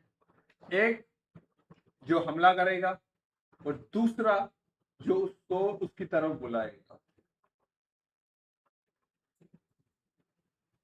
तो ये लेके आएगा. ये कब कैसे लेके आएगा? जब वो ऐसी पोजीशन में पहुंचेंगे जहां से तुम पीछे से आ सको उसको. तो उसको पीछे से तुम धकेलो, वो आगे जाए तो तुम्हारे आगे पहुंचे तो तुम उसको मार सकते हो. मतलब उसको बीच में डाल के. So what must you do? Okay, the answer is you must retreat. Okay? Why? The enemy is attacking, right? So you pull back your forces. Why would you do that? What's the logic of that? Because then they have longer supply lines. Exactly, okay? It's that simple, okay? You want to overextend your enemy. Ukraine is a huge country, right? And Russia didn't send out that many soldiers, maybe 160,000. That's not that many soldiers. So if you just give them space, they're going to outrun the supply lines, okay? And then when they outrun their supply lines, you can encircle them and you can disrupt their supply. And that's the only way you can win the war, okay? What did the Ukrainians do instead? That's the only way to win this war. But what did the Ukrainians do instead, which made them lose the war? Yeah. So the Ukrainians refused to give up space, okay? They refused to give up land. They want to fight the Russians for every inch of territory. And eventually, because the Russians have... गाय असल में तुम्हारा survival ही बड़ी army के साथ कोई win है तुम्हारा, वो तुम्हें नहीं मार पाती, डिफीट नहीं कर पाती, उसका वो डिफीट है. Had more forces, mass forces, they were able to push through, okay? So that's the first major mistake that Ukraine made. But then last summer, Ukraine launched something called a counteroffensive, right? So once Russia was able to take space, because Russia is a land army, it started to develop fortifications, defenses, okay? Mainly artillery. And that 3 lines of defenses. And in the summer offensive, the Ukrainian military, for whatever reason, sent tens of thousands, hundreds of thousands of soldiers against this artillery, and the Russians blew everyone up, okay? Now, here's a question. Why are the Ukrainians doing this? They've lost the war now, right? They have no more soldiers. Right now, the average age of the Ukrainian army is it's over 40 years old. They have guys in the... Guys, अब बूढ़े लड़ रहे हैं. Old men, they are fighting. 40, it's like getting old now. They are now will go down after that. 60s and 70s fighting in the military. They don't have enough manpower. The war is lost. Why would the Ukrainians do this? First of all, why would they fight for every inch of territory? And why would they launch a counteroffensive against a superior enemy? What's the problem? Okay, the first is their president, Zelensky, the guy's a TV actor. Not a fighter. Which means that he doesn't think strategy, he just thinks what looks good on TV. So for the first 2 years of the war, we're watching this on TV, right? And it looked as though the Ukrainians were going to win this war, right? I remember like 2 years ago, people were saying that the Ukrainians are going to march to Moscow and overthrow Putin. It's like people were saying that. Crazy. Okay? And the reason why is that Zelensky is a master of public image manipulation, okay? He was distorting reality for people through television. The problem with that, though, is it's not reality, guys, okay? The reality on the ground is very different from TV, okay? So who else is like Zelensky in this world? Trump is exactly like Zelensky, okay? Do you understand? Trump is also... Okay. तो ज़्यादातर Trump Zelensky जैसा है तो ये चीजें करेगा, army अपनी भेजेगा, मतलब ज्यादा चांस है उसको भेजने का ईरान में, तो वो भेजेगा तो concerned about what looks good on TV. He's like, I must look strong. We must look as though we're winning this war. He doesn't really care about strategy, okay? So because of this, it's very likely that he orders a land invasion of Iran because it would look good on TV, okay? So the problem with Zelensky is he cared about what looked good as opposed to actually what actually worked, okay? But you also have other problems, like you have extremists in the Ukrainian military, okay? And guys, these extremists, they're Nazis, they're neo-Nazis. And so the traditional understanding of Nazis are people who kill Jews, okay? But the Russians don't understand Nazis that way because remember, Germany and the Soviet Union fought this war. So the Russians understood Nazis to be enemies of Russia who want to kill Russians. And there were many neo-Nazis in Ukraine. They hate Russia. They want to kill as many Russians as possible. Okay? And they're the ones who are pushing for as much war as possible. Okay? So you have these extremists in the Ukrainian military. Okay? The last reason is NATO. So it's an open secret that NATO is helping the Ukrainian military against Russia. You have NATO military advisors devising strategy against Russia. Okay, so it's most likely that the summer offensive last summer was a NATO plan and not a Ukrainian plan. It's possible. We also know that NATO special forces are in the country directing missile strikes against Russian forces, okay? Which means what? If this is true, and if Ukraine loses the war, meaning that it doesn't have enough soldiers to continue to fight this war, what will NATO do? Yeah. I mean, according to what happened to Vietnam War and the Athenian expedition against Sicily, it is most likely that the most likely outcome will be that NATO sends its own troops against Russia. Okay, so Macron of France have said that we want to send French soldiers, and the British Prime Minister has said that he is considering conscription for British people. Okay, which means that young British citizens will be drafted into the army to fight Russia. All right, so these are three historical examples that are very similar to what could happen in Iran. Okay, does that make sense, guys? All right, any questions before I continue?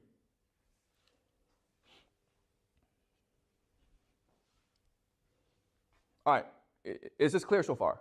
All right, now let's use another mode of analysis called game theory analysis, okay? And this is what I've been teaching you this semester. And the idea is that society, what happens in the real world, is a game among human beings. Okay, and each person is trying to play this game as to optimize the outcome for that person. Okay, so the question then is, why would the United States send 100,000 troops into Iran? So let's look at the individual motivations of the individual players, okay? So you have the United States. What does the United States want to do? What does it want to do? By doing what? And accomplishing what? It wants to topple the regime in Tehran, right? And you can only do that through a ground invasion, okay? So the United States is trying to topple Iran. But then you also have other actors, okay? So Iran. What does Iran want to do? What does Iran want to do? Or basically the Revolutionary Guard Corps. What do they want to do? Should we? They want to kill as many Americans as possible, okay? Do you understand? They want to force an American land invasion, okay? So Iran wants to force a U.S. invasion, knowing that if the U.S. invades, it has to lose the war, okay? It will lose the war because the Revolutionary Guard can just send suicide bombers against the United States, okay? Now let's look at Israel. Okay? We know that the United States wants to topple Iran. We know that Iran wants to force a U.S. invasion to defeat the Americans, to humiliate the Americans, and exact revenge for what happened in the past, okay? What does Israel want to do? What is Israel's optimal outcome? You guys know? Defeat Iran and USA. It's simple, maybe. If you're Israel, what do you want to happen? Iran need to be destroyed. Iran को खत्म होना चाहिए. Okay, so you want Iran defeated, okay? And then what do you want to happen? You want Iran defeated, you want the proxies defeated, and then what do you want to happen? To have a power होनी चाहिए. Power आ जाए. Do you want the United States to stay in the Middle East? No.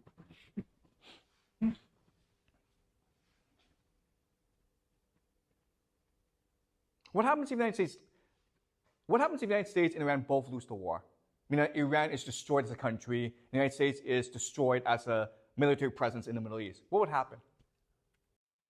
Then Middle East will be for the Israel to control the king.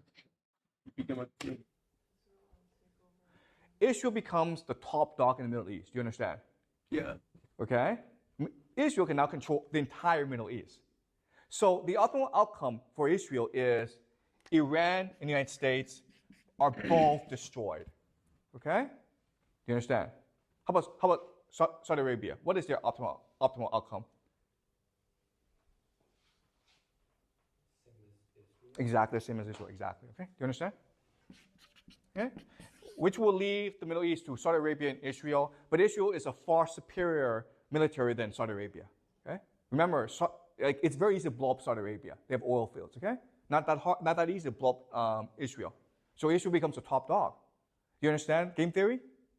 In other words, all the major participants want an invasion of Iran. Okay? But they want different outcomes. And Saudi Arabia and Israel most benefit if this situation happens, where you have 100,000 US troops in the country and they can't get out, okay? Because it becomes sunk cost fallacy. The United States can only pour in more soldiers. Okay, does that make sense? All right. So is this clear to you guys?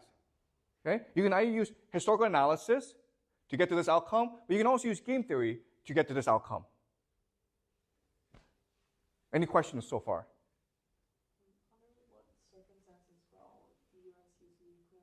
Okay, great, okay. So Celine asked the most pivotal question, okay? The United States has nuclear weapons, which is its ultimate trump card, right?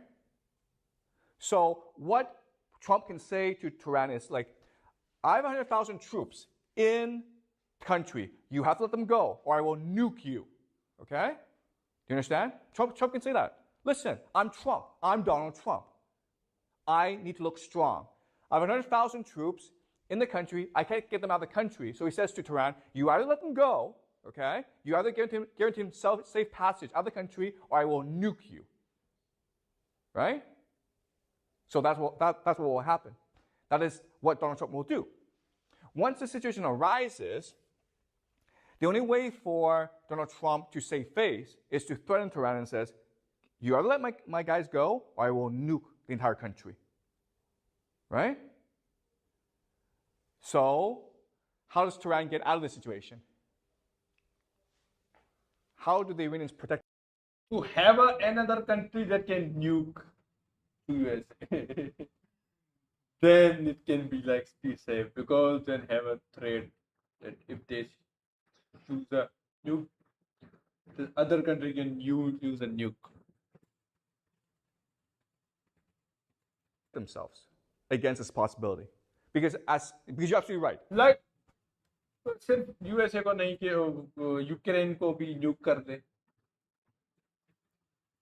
ये Japan Taiwan को तो नहीं करेगा, क्योंकि Taiwan बोलते हम ही Chinese है, Chinese बोलते हम ही करेंगे, वो तो शुरू में झूठ है.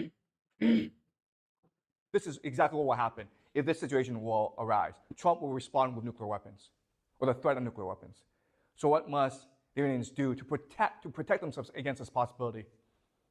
Who can help the Iranians now? और ये भी 6 month में अंडर होगा, मतलब फाइट स्टार्ट होगी तो in the 6 month, like 6 month, the 6 month time period, तो उसमें ही वो चीजें शुरू हो जाएगी. Russia. Okay, do you understand? So before this war happens, Iran and Russia must come to an agreement where Putin says from the onset, no one is allowed to use nuclear weapons. Okay? If Iran uses nuclear weapons, I will nuke Iran. If the United States uses nuclear weapons, I will nuke the United States. If Israel uses nuclear weapons, I will nuke Israel. Okay? If Putin says that, how will the world react? If Putin says this, you are not allowed to use nuclear weapons, how will the world react? He's a hero, right? He saved humanity. But because he says this, the United States is now trapped. Okay? You understand? And so this becomes a black hole for the United States, where they can only send in more troops. They can't get any troops out, they can only send in more troops. What's the problem with this? What's the problem with sending in more troops? तो वो ज्यादा trap हो जाएंगे और उनको भी नहीं निकाल पाए. No, there's actually a huge problem with this idea of sending more troops. What is it? Okay, you can't, like, no one wants to go fight, you understand? The military cannot recruit soldiers. All right? But even if you did have enough troops, as Jack says, you can't resupply them. Why? Why can't you actually resupply your army? Why not?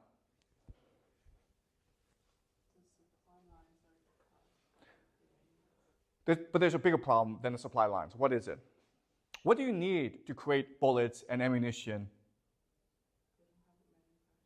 America has no manufacturing capacity because America moved all its manufacturing capacity to China. Okay? Remember this.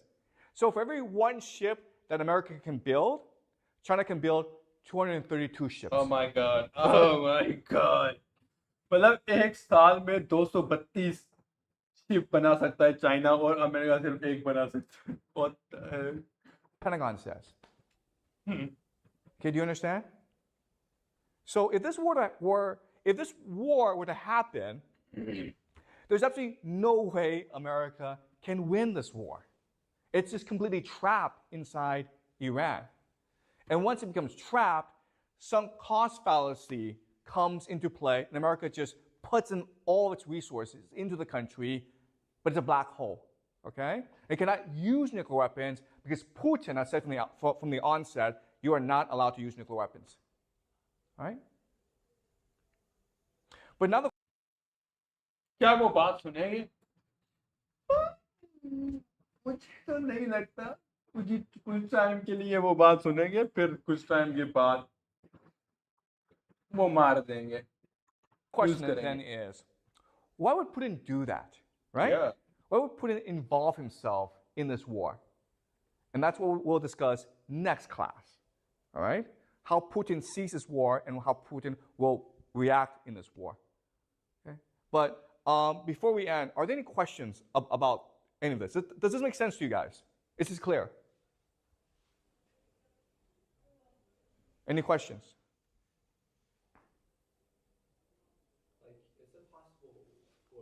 चलो guys, अब live spend करते हैं, फिर कल देखेंगे वो आगे का कल देखेंगे. Okay guys, see you soon.